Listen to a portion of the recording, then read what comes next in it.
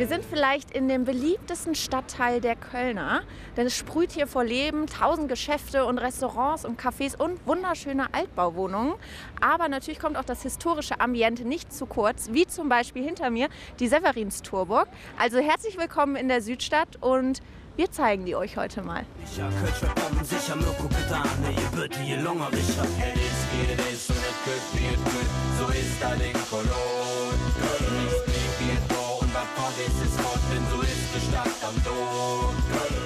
Natürlich habe ich mir für meine Fehlstour zwei ganz besondere Stadtführer an meine Seite geholt. Und zwar Bastian Kampmann und René Schwiers von Casalla. Hallo. Schön, dass ihr mir mal eure Südstadt zeigt. Sehr gerne. Wie passt denn Südstadt und Casalla zusammen? Ja, ganz fantastisch. Das ist unsere Heimat. Wir wohnen ja hier. Unbedingt. Von daher passt das wunderbar zusammen. Was macht für euch die Südstadt aus? Warum ist das so eure Heimat geworden? Ja, also es ist ein ganz besonderes Flair und es ist ja auch eines der ursprünglichsten Veedel der Stadt und es ist eigentlich das Herz der Stadt. Und deswegen gucken wir uns das jetzt auch mal an zusammen. Sehr gerne. Und los geht's.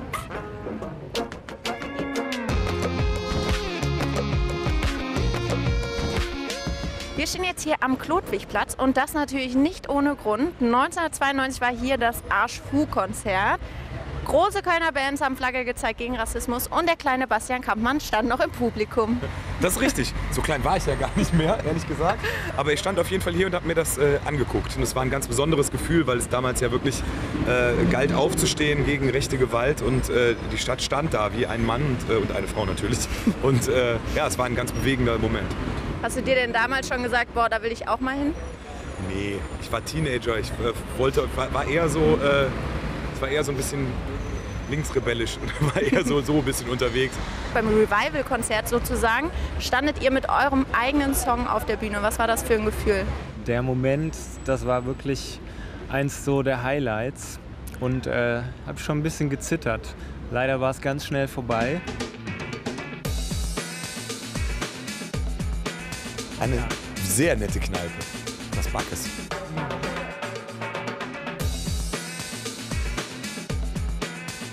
Ja, liebe Zuschauer von Köln TV, ich bin gerade begeistert und geflasht. Ich wohne seit 6 Jahren in der Südstadt. Man kann immer wieder neue Sachen entdecken. Hier diesen wunderschönen Raucher- und Schmauchersalon, wenn man sich mal die Haare machen will und nicht auf die Zigarette verzichten möchte.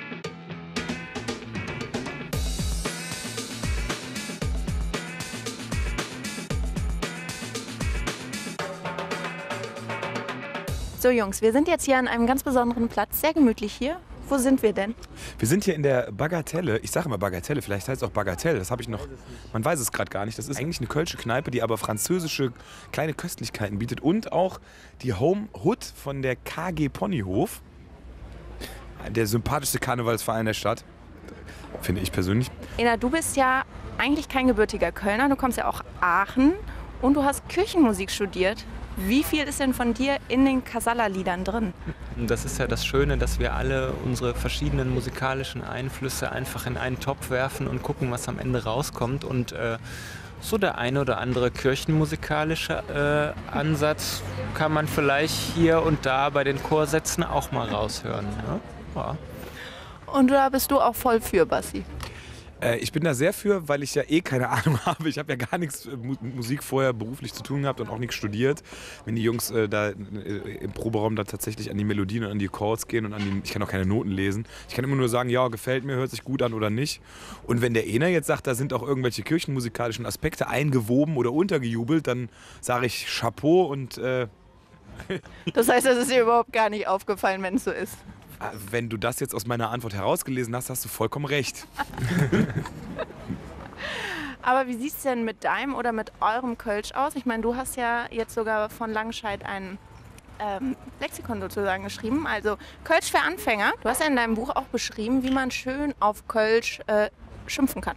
Was würdest du denn jetzt sagen, wenn ich jetzt einfach mal hier aufstehe, wegrenne und du darfst alles bezahlen? Also wenn du mich hier sitzen lässt und ich muss alles bezahlen, bist du natürlich erstmal eine absolute Kniesbügel, weil du hast natürlich schön Il in der Tasche und lässt mich das schön alles bezahlen. Aber ich würde natürlich nicht fluchen. Also das macht man ja nicht in der Öffentlichkeit. Nein. Wir fluchen niemals.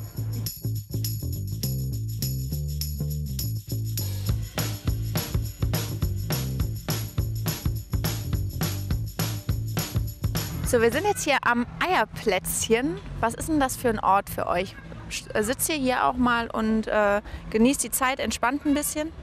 Also wir sitzen jetzt wahrscheinlich nicht so häufig hier, aber hier ist auf jeden Fall viel Leben. Das ist so ein bisschen wie der Brüsseler Platz im belgischen Viertel. Hier ist abends immer was los. Und sonntags spielt hier auch gerne mal die Eierplätzchen-Band im Sommer. Da ist hier immer Live-Musik. Ja, die Südstadt, die ist ja auch bekannt dafür, dass man hier richtig geil Karneval feiern kann. Wann ist euch denn mal so klar geworden, okay, so dieses normale Karneval feiern ist jetzt vielleicht einfach nicht mehr? Ja, das war ja relativ, also gut, dass das jetzt irgendwie so bleibt, nicht, aber das war ja im Prinzip schon so, ich sage jetzt mal im 2. Jahr so, dass wir relativ viel unterwegs waren und dass man dann im Bus sitzend, nicht kostümiert, nüchtern durch die Altstadt gefahren ist. Da war einem klar, es beginnt ein neuer Lebensabschnitt, aber ein sehr schöner. Ich versuche mir halt immer so in der Karnevalszeit noch so 2, 3 Abende irgendwie meine Aftershow-Party mitzunehmen. Du weißt da also nichts von, Basti? Wenn der René das sagt. Das kann man hier ruhig sagen. Und natürlich wäre man gerne noch dabei. Wir müssen quasi die gesamte Energie des Karnevalfeierns dann am Rosenmontag abends und an Karnevalsdienstag rauslassen. Und da können wir ja tatsächlich feiern. Also da machen wir dann auch nichts mehr.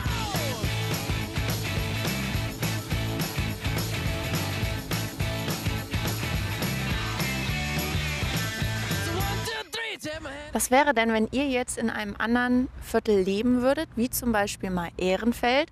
Was würdet ihr dann vermissen? Also ich finde die spezielle Mischung in der Südstadt tatsächlich sehr, zumindest habe ich so noch nicht kennengelernt, einzigartig.